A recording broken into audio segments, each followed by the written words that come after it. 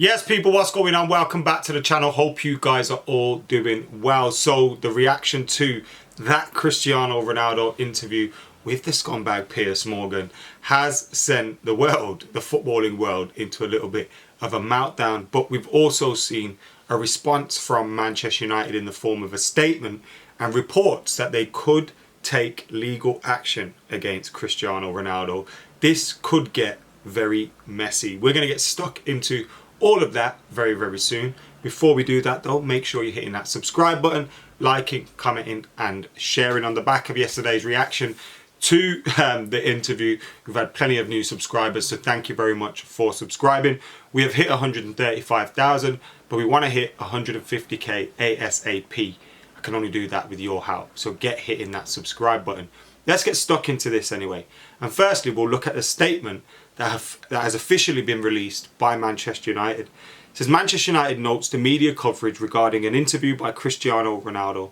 The club will consider its response, and after the full facts have been established, our focus remains on preparing for the second half of the season and continuing the momentum, belief and togetherness being built amongst the players, managers, staff and the fans. So that's Manchester United's official response to this news. It's not come from Erik ten Hag, it's come from the club and their communications department. They're obviously aware of it. Everybody's aware of it. Everybody's seen the quotes. Everybody, you know, has heard what's going on and what Ronaldo has had to say for himself. And then we also hear via Sky Sports News that Manchester United are taking legal advice before responding to Cristiano Ronaldo's interview. So there could be some legal action here from Manchester United in relation to that. He's obviously brought the club into disrepute. Whether you agree or disagree with the things that he's saying, an employee of the club cannot come out and speak like that. And therefore, he may have done the club the favour in terms of being able to terminate his contract. It may be doing him a favour as well. And this may be what he wanted from the outset, which is going a good way about getting his contract cancelled and there being him leaving in January. Also from the Telegraph, we hear there's huge respect in the Manchester United dressing room for what Cristiano Ronaldo has achieved in the game, but his behaviour in recent weeks in particular is said to have disappointed a number of players. And Cristiano Ronaldo can't deny the fact that, you know, he has a lot of fans in that dressing room. They have always pretty much openly backed him. You know, you look at how the likes of Garnacho and other players look up to Cristiano Ronaldo, but we can't have him acting like this in the dressing room. And you'd just like any dressing room would be, regardless of whether it was Cristiano Ronaldo or another player, they're not going to be happy with the way, you know, he's going about things, leaving after the 89th minute, etc. We also hear from that Telegraph article that a source says the MUFC dressing room was not allowing Ronaldo's tantrums to distract them and claiming a number of players were already moving on. And it's funny, he said he was disrespected by Manchester United and all that. Do you remember the celebrations for his 700th goal? Sky also told us that he was told on Thursday that he would not be in the starting 11 against Fulham, but he would have been in the squad. He told the club he was ill. So he clearly wasn't ill. He went off to go and do this interview before heading out to the World Cup. And he was disappointed that he wasn't starting a game.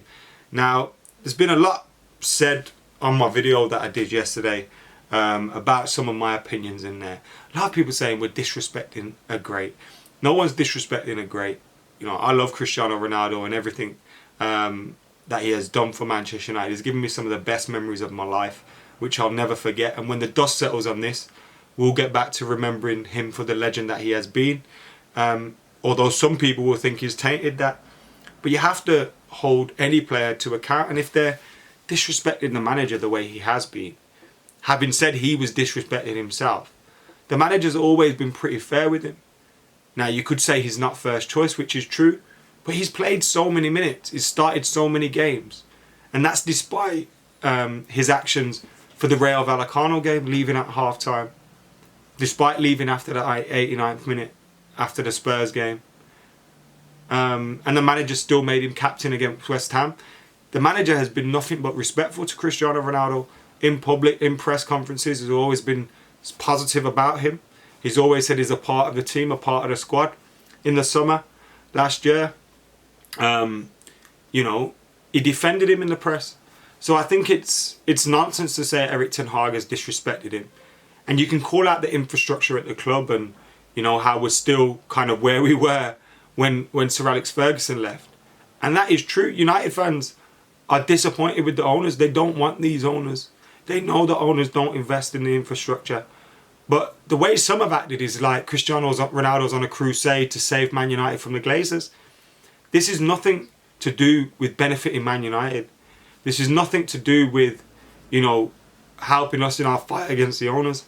This is purely self-serving for Cristiano Ronaldo to protect his reputation, to protect his legacy in the public eye, and to point the finger elsewhere. So it's not his fault that he hasn't been playing or he hasn't been first choice. It's everybody else's fault.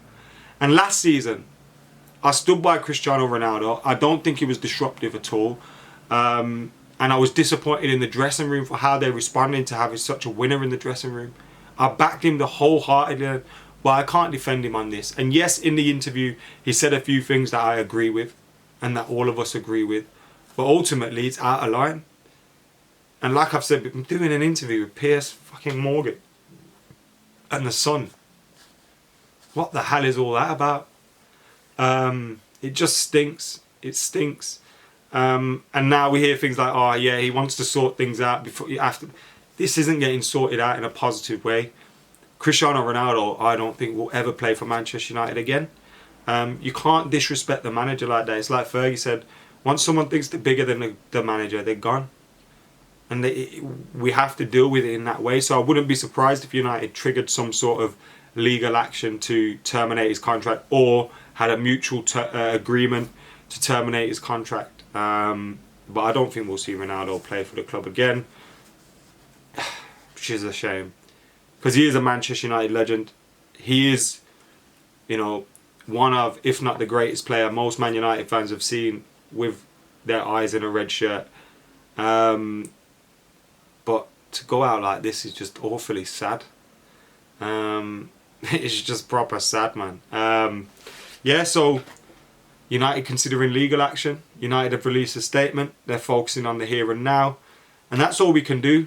Yesterday, just before this broke, Alejandro Garnacho scored the winner for Manchester United. Let's focus on the future. The manager that is saying disrespected him is doing everything in his power for the benefit of the club, which is the complete opposite to Cristiano Ronaldo at this moment in time. And I'm wholeheartedly in defence of Erik ten Hag in this situation. Like, here's nothing wrong at all. So let's see what Manchester United do next. I'm sure this one is going to get much messier, and it could even result in some legal action. Let us know your thoughts on everything. Now the dust is beginning to settle on that interview. What are your thoughts? See you in a bit.